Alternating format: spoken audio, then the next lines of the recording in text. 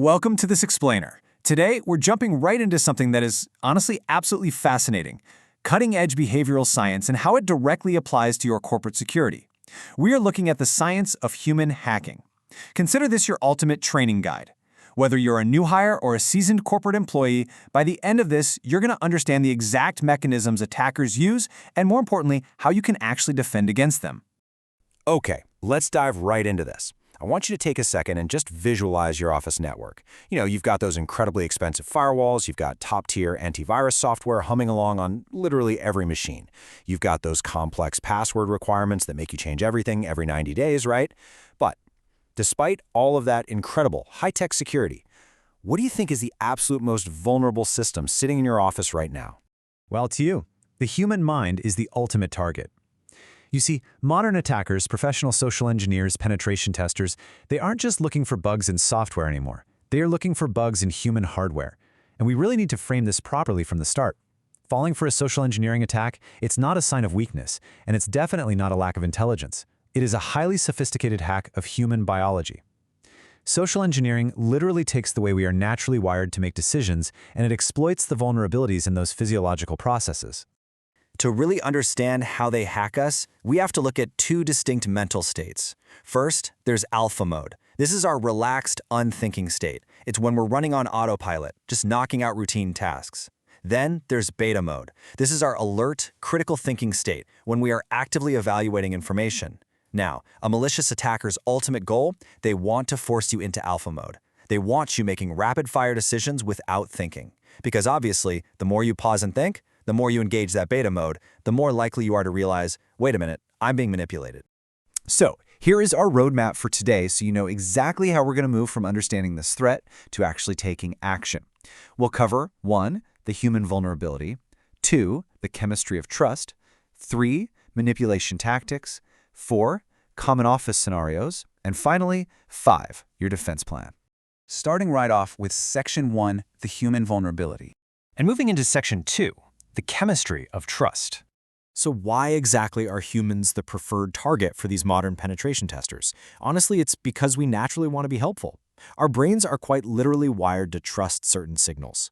Moving completely away from firewalls and straight into our biology, there are two chemicals that act as an attacker's absolute best friend. First is oxytocin, a hormone that's heavily linked with trust. And here's the crazy part. Your brain releases oxytocin not just when you trust someone, but also when you feel that someone else has placed their trust in you. Then you have dopamine, which is a neurotransmitter released during moments of pleasure and reward. When an attacker builds rapport with you, they're intentionally blending oxytocin with dopamine. It acts as this biological trust cocktail that literally lowers your security defenses without you even realizing it's happening. Let me share a real, verified example to show you just how powerful this is. There was a professional penetration tester trying to compromise this massive financial institution over the phone. They played the role of an employee in absolute distress, saying they just needed a little bit of help to catch a flight. When the target offered to help, the attacker replied with deep, feigned sincerity. "You would do that for me? I may cry." That one phrase triggered a massive oxytocin release in the target's brain. The target felt this strong, sudden bond, wanted to be consistent in helping out, and just happily handed over the credentials that compromised the entire institution. Just like that. So the crucial takeaway here is that when an employee hands over a password or holds the door open for someone without a badge, it's a hijacked chemical reaction. It's not because they aren't smart. The raw power of trust can actually make a perfectly brilliant person do something they instinctively know they probably shouldn't do. The attacker has successfully hacked their biology. Let's look at how they do it in Section 3, manipulation tactics.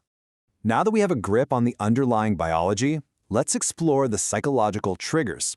Ask yourself this: why do we bypass our own security rules? Seriously, think about a time you might have bent protocol for a VIP or totally rushed a process during what felt like an emergency. We do this because of very specific triggers that create a perceived reality where the normal rules just don't seem to apply anymore. Attackers rely heavily on these common psychological triggers. First up is the artificial time constraint. This makes you feel like you literally only have seconds to act. It answers that internal question of, how long will this take? And effectively rushes you straight out of beta mode. Then there's implied authority. This preys on our natural human tendency to obey commands without question, especially if they seem to come from an expert or an executive. Another huge one is scarcity. This makes a situation feel incredibly urgent, like If you don't act right now, you're going to lose out or cause a massive disaster. And finally, concession. This is tricky. An attacker asks for a massive favor, you obviously say no, so they concede and ask for a much smaller favor, which was actually their goal the entire time.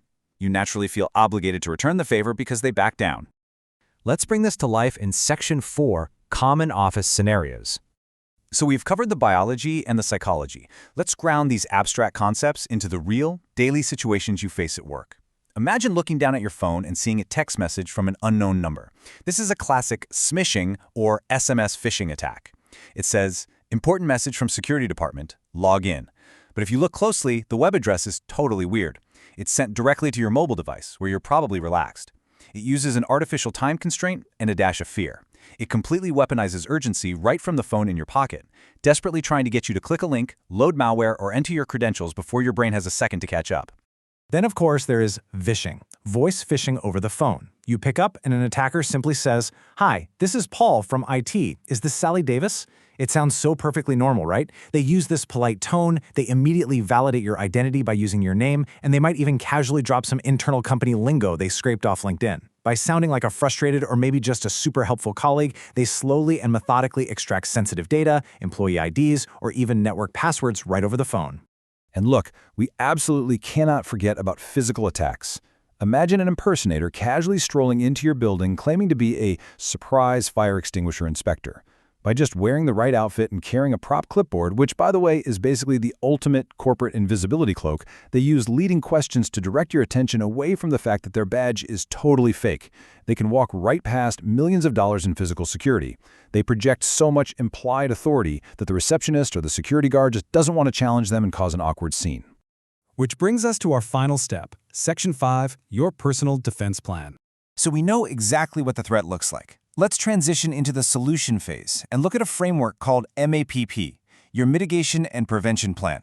Step 1 is learning to identify attacks, which is exactly what you are doing by listening to this right now. Step 2 is having actionable policies. This means having crystal clear rules you can fall back on when someone is pressuring you. Step 3 is performing checkups, things like regular internal phishing tests to keep you on your toes. And Step 4 is maintaining continuous security awareness. On a purely personal level, day in and day out, here is your toolkit. First, always verify identities independently. If someone calls from IT, just hang up and call the official IT help desk number yourself. Next, recognize emotional triggers.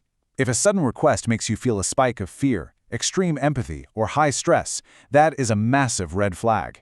Finally, ignore artificial urgency. Honestly, legitimate corporate emergencies almost never require you to bypass standard security protocols. But if you remember only one thing, let it be this. The absolute strongest defensive technique you have is simply to pause. Taking a deep breath and pausing breaks that chemical reaction we talked about. It snaps your brain out of that unthinking alpha mode and fires up your critical thinking beta mode. At the end of the day, attackers are just hoping that you're rushed, you're distracted, and you're running on autopilot. They are completely banking on your alpha mode. But by understanding the chemistry of trust and those sneaky manipulation tactics they use, you take the power back. So as you head back to your inbox, your phone, and your regular workday, I want to leave you with one final question to think about. Are you ready to engage your beta mode today? Keep your guard up, trust your training, and stay secure out there. Thanks so much for learning with me on this explainer.